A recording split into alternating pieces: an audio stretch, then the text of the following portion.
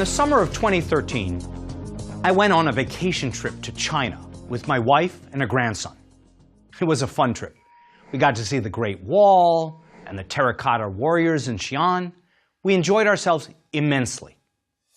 We didn't go as part of a tour group, but of course, we did have to get visas before we went.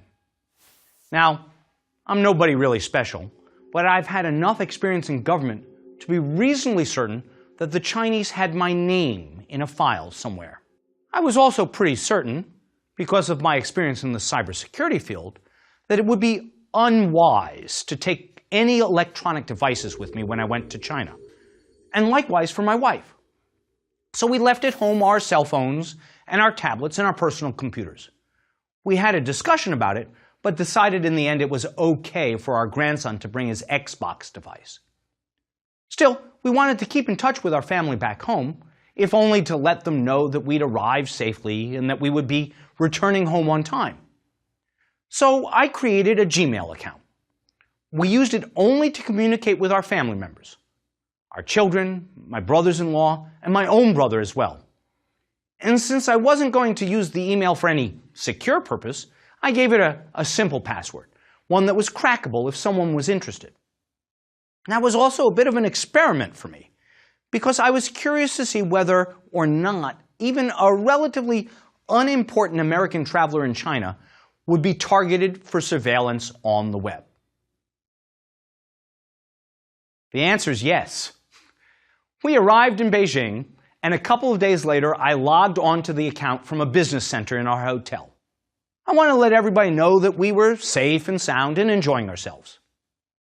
2 days after that, I went to log on again at our hotel in Xi'an to update everyone on the progress of our vacation. I was surprised, though not terribly so, to find out that the account had been hacked. It was serving up spam to people in our contact list, and it was providing me at the business center in Xi'an with vague opportunities to click on links that I was quite certain were malicious. I doubt this was an official government hack of my account.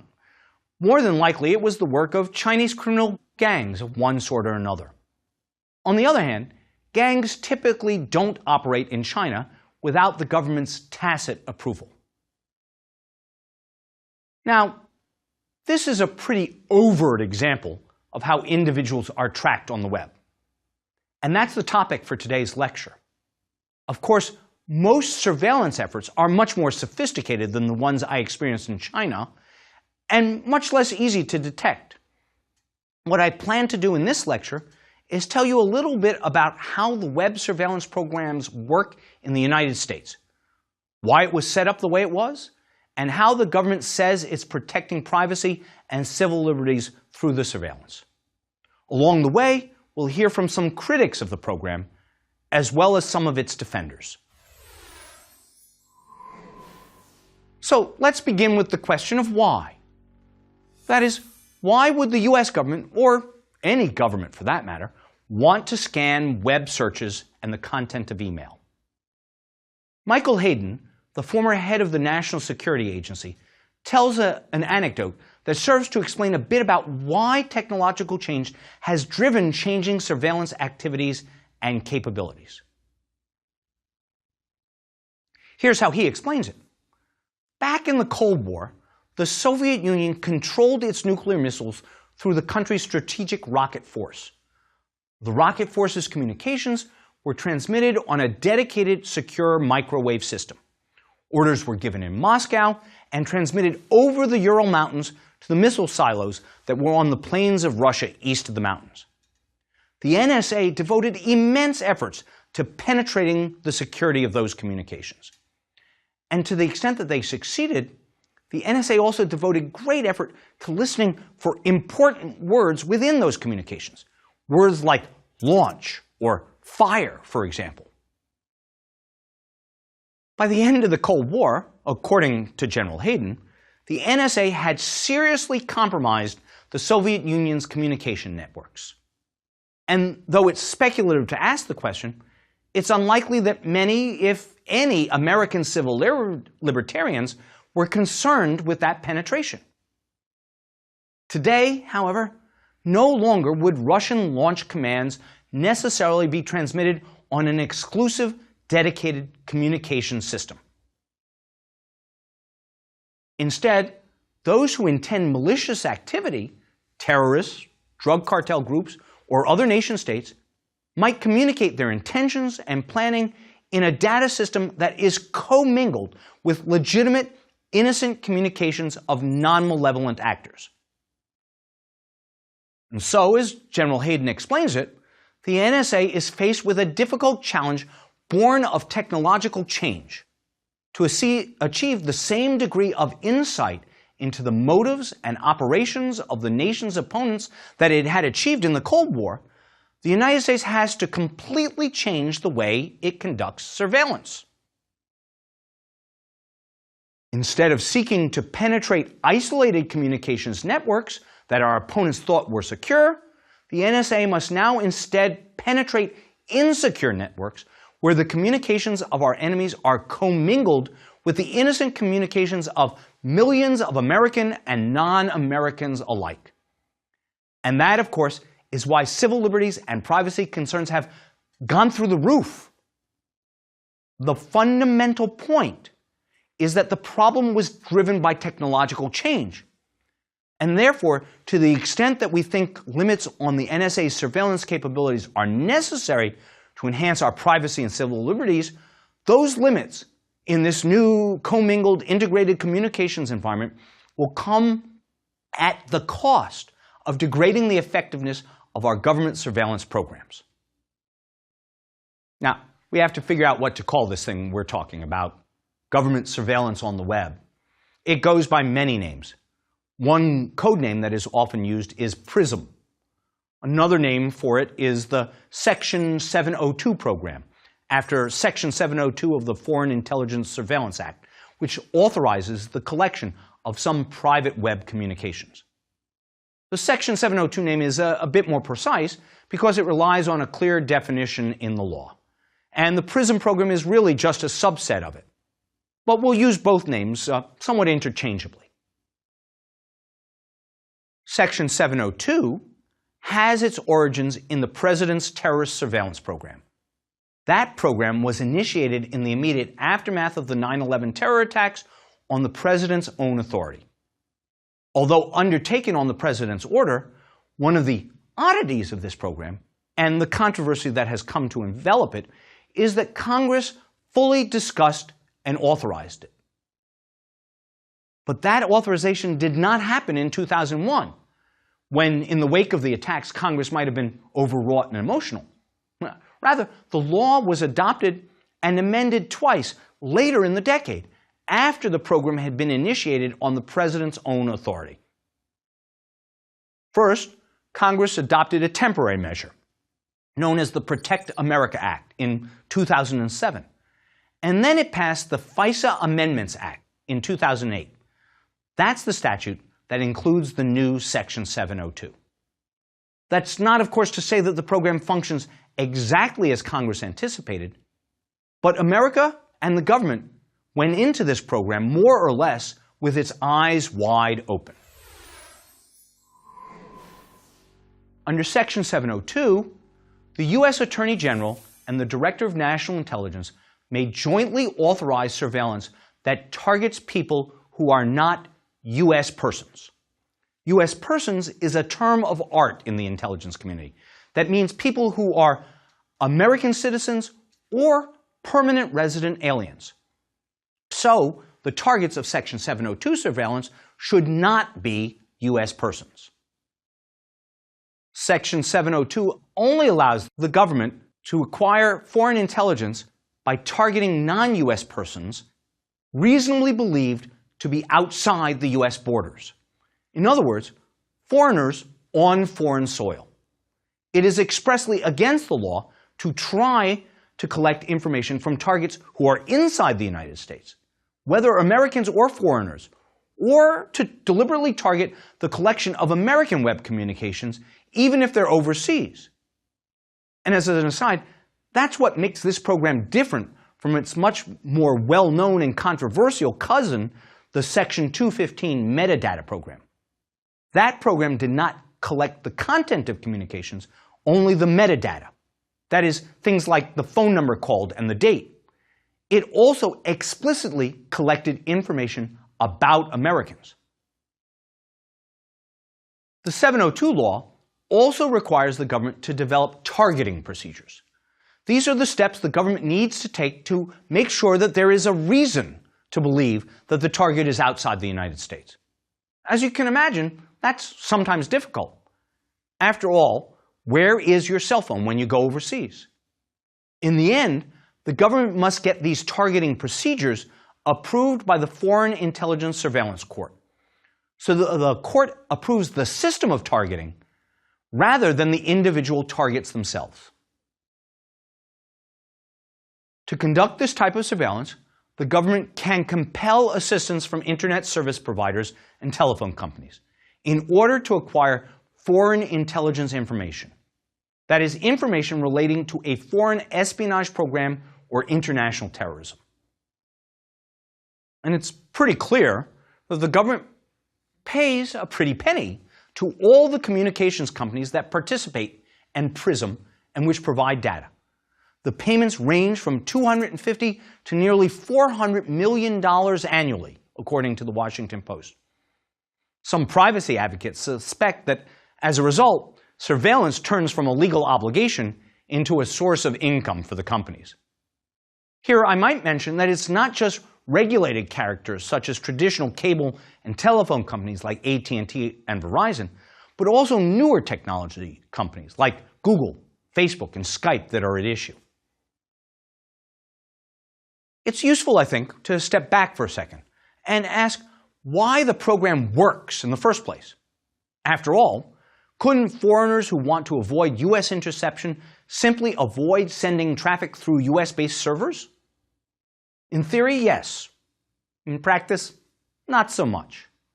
Much of the world's electronic communications pass through the United States. Since the automated protocols that direct the information flows on the network tend to find the cheapest and quickest route, it turns out that a large majority of internet traffic crosses American borders. For example, at the time I was writing this lecture, average network response times in North America, that is, the US and Canada, was 38 milliseconds. The next quickest, in South America, was 83 milliseconds. And in Europe, it was a slow day, with an average response of 185 milliseconds. In the world of internet speeds, that's a huge difference. The exact numbers, of course, vary every day, but the pattern is persistent. This infrastructure superiority is America's home field advantage. It gives U.S. intelligence analysts the opportunity to intercept the communications of foreign targets as their electronic data pass through the United States. How big an advantage is it? Nobody knows for sure. I've seen estimates that anywhere from 25% to 80% of global internet traffic pass through the United States. But other global players are moving to expand their own infrastructure and challenge American dominance, in part because of continuing disclosures about how U.S. authorities have become global traffic cops and even spied on allies as well as enemies. Brazil, to cite just one example, has proposed running a fiber optic cable directly to Portugal so that its traffic won't go across American systems. What Congress originally authorized is a program that cannot intentionally include any U.S. person or anyone, whether American or foreign, who is located in the United States. And they could be targeted only at the collection of foreign intelligence information. That is, information relating to a foreign country's efforts against the United States or for counterterrorism purposes. But that isn't the whole story, of course, because a foreign intelligence communication might be intermingled with the casual, everyday communications of U.S. persons.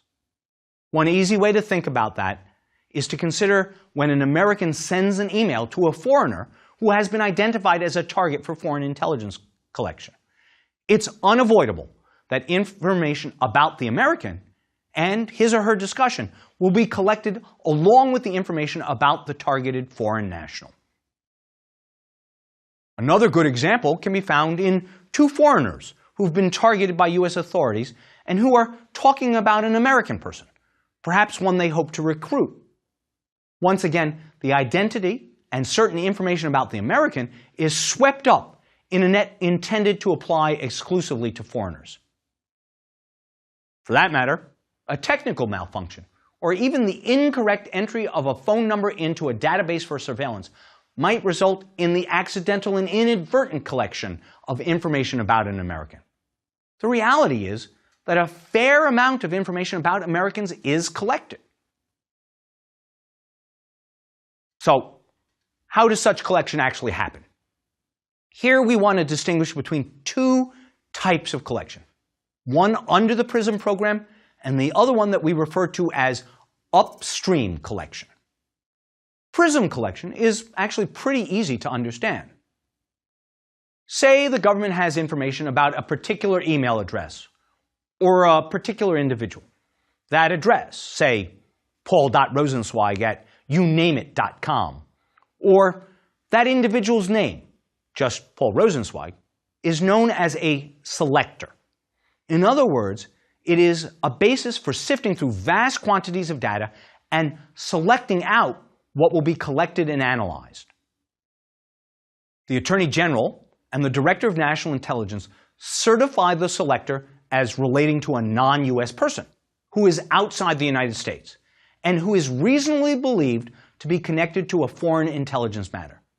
And then a query about that selector is sent to an internet service provider. The provider, in turn, is required to hand over to the government any communication it might have that was sent to or from the named selector. The National Security Agency that receives all the data collected through PRISM then makes portions of it available to the CIA and the FBI for their use. Upstream collection, by contrast, does not focus on the internet service provider. Instead, as the name suggests, it focuses upstream, within the telecommunication structure, at the backbone through which all telephone and internet communications travel. So, for example, your internet service provider might be a local company, while the backbone that carries your internet traffic across the ocean to Europe is almost certainly operated by a large provider like Verizon or AT&T. There are a couple of differences that distinguish upstream collection from PRISM collection, besides the location in the internet architecture where the interception occurs. Most notably, for our purposes, it can involve what are termed about communications. About communications refer to selectors that occur within the content of the monitored communication instead of, in the example of an email, in the to or from line. So if the government were using my name, Paul Rosenzweig, as a selector, under the upstream collection program, they would also collect foreign intelligence-related communications in which my name appeared in the body of the communication. Say, for example, that two Al-Qaeda members were communicating via email, and one of them said to the other, "We should recruit Rosenzweig." That's an example of an about communication. It's about me. Under the PRISM program, in contrast, they would collect emails to or from my username and nothing more. Given the breadth of all this, what are the privacy protections? If we're going to collaterally collect information about Americans in a program designed to monitor foreigners, what's to keep that information from being misused? Here is a part of the answer.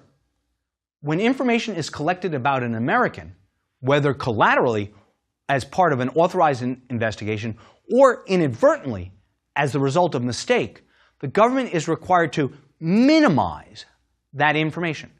When we use the word minimize, what we mean is to limit its collection of the information, to retain it, if at all, only for a limited period of time, and to use information about Americans only in narrowly defined circumstances. It may also mean deleting the information entirely. As with the targeting procedures we talked about earlier, These minimization procedures are also approved by the FISA court. But again, the approval is for the system of minimization, not each individual case. So, for example, under these minimization procedures, agencies like the NSA, CIA, and FBI are not allowed to unilaterally sift through the data they've collected. Rather, they must demonstrate a reasonable likelihood that targeting a particular item in the information collected is going to result in the development of foreign intelligence information. In other words, the rules in place limit when an American's information can be targeted for examination and how long data about an American can be retained before it ages off and is deleted. There is a fair amount of support for the Section 702 program. By many accounts, the program has been a success in the development of foreign intelligence. It has proven to be flexible and produced an increase in the number of suspected foreign agents whom we can target and monitor. The Privacy and Civil Liberties Oversight Board, a bipartisan panel within the executive branch that reviews actions the executive branch takes to protect the country from terrorism and also monitors civil liberties concerns, has reported that more than 1/4 of NSA reports on international terrorism include information that is based in whole or in part on data collected under the Section 702 program. Although the details are, of course, classified, the board has also said that the program has played a role in discovering and disrupting specific terrorist plots aimed at the United States by enabling the government to identify previously unidentified individuals involved in international terrorism. Some critics of the program dispute this claim. For example, one investigation that the government has publicly said was aided by PRISM was the case of Najibul Azazi, the man who planned to bomb the New York City subway system. The Guardian newspaper interviewed several people who were involved in the case and reviewed U.S. and British court documents. The Guardian concluded that the investigation began with conventional surveillance methods, such as old-fashioned tip-offs from the British intelligence service, rather than relying on leads produced by NSA surveillance. For that matter, we really have no good data on how much incidental collection there is about U.S. persons. We do know, thanks to one board report that I've looked at one time, 198 U.S. persons were identified as legitimate targets of collection. But the real issue is how many are collected as collateral to the general foreign intelligence mission. After all, if the volume of incidental collection overwhelms the useful data on terrorist threats, then we might be skeptical about its efficacy. But right now, we just don't know. The major criticisms of the program are therefore rather more fundamental. One critique, for example, is offered by William Banks, the founding director of the Institute for National Security and Counterterrorism at Syracuse University. He says, quote, "The government uses a broad vacuum cleaner-like first stage of collection, focusing on transactional data where wholesale interception occurs. Then the NSA engages in a more particularized collection of content after analyzing mined data. Some worry that the 702 program is in effect creating a vast storehouse of data. Consider just one example, a program known as X-Keyscore. In 2007, an NSA report estimated that the agency had collected and stored approximately 850 billion call events and 150 billion internet records. William Binney, a mathematician who used to work at the NSA, estimates that the number is much, much higher. He says that the storehouse involves almost 20 trillion email and telephone transactions. That's an awful lot. By far, the largest complaint about the Section 702 program is that American data is retained, at least some of it. Under current rules, when the U.S. government is targeting someone abroad, it's not required to discard the incidentally collected communications of U.S. persons, if authorities conclude that those conversations constitute foreign intelligence. In that event, even conversations by or about Americans can be retained. And the threshold for targeting an American within the data collected is relatively low. To search through the data collected for an American, all that is needed is a determination that the search is reasonably likely to return foreign intelligence information. We lawyers use words to indicate guidelines and rules, and reasonably likely is an especially easy standard to meet. It doesn't, for example, require any particularized suspicion that the U.S. person who is the subject of the inquiry is actually engaged in any wrongdoing himself. For that reason, one criticism voiced by a presidential review board, as well as many members of Congress, is that Section 702 collection on Americans is a category mistake. The program, they argue, is appropriate without individual case supervision and a warrant requirement precisely because it targets non-Americans. So when the communications of Americans are targeted, they contend that the probable cause and warrant requirements should apply. Or, put another way, that the government should not be able to get through the back door of foreign surveillance evidence against Americans that it could only normally get through the front door of a warrant with judicial approval. For that reason, there have been some efforts in Congress to amend the law to prohibit the NSA from searching its databases for information on Americans without a warrant based upon probable cause issued by a court.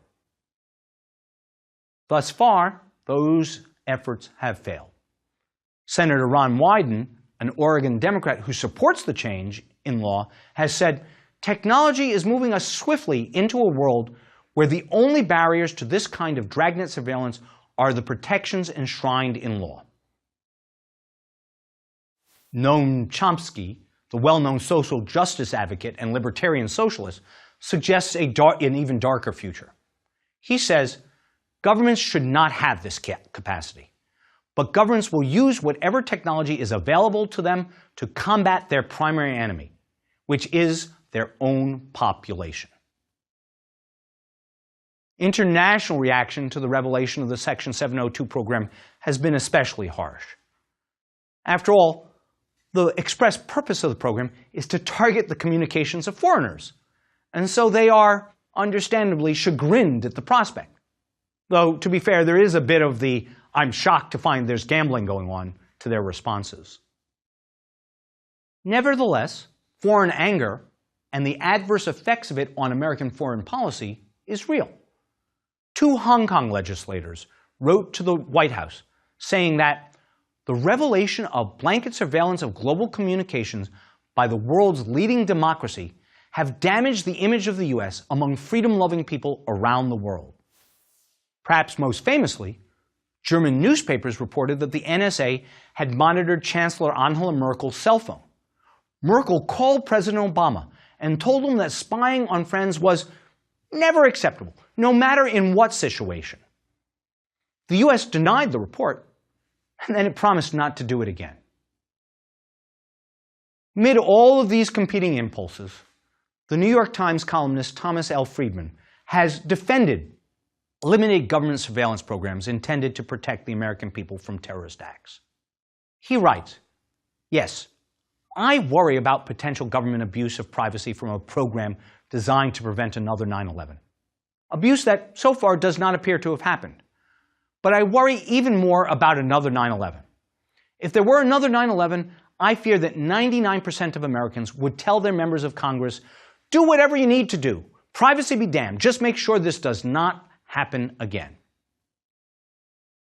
What Friedman is saying in defending limited surveillance programs is that unless we make a hard compromise with the federal government, which at some level we must trust to protect us, then the alternative very well may be to give it a license to look at anyone, at any email, at any phone call after the next catastrophe. That would be the natural reaction and the wrong decision. The better course by far is to work out an agreement now that would authorize the government to mine this data and then go to a judge to get a warrant, to look at it under rules outlined by Congress.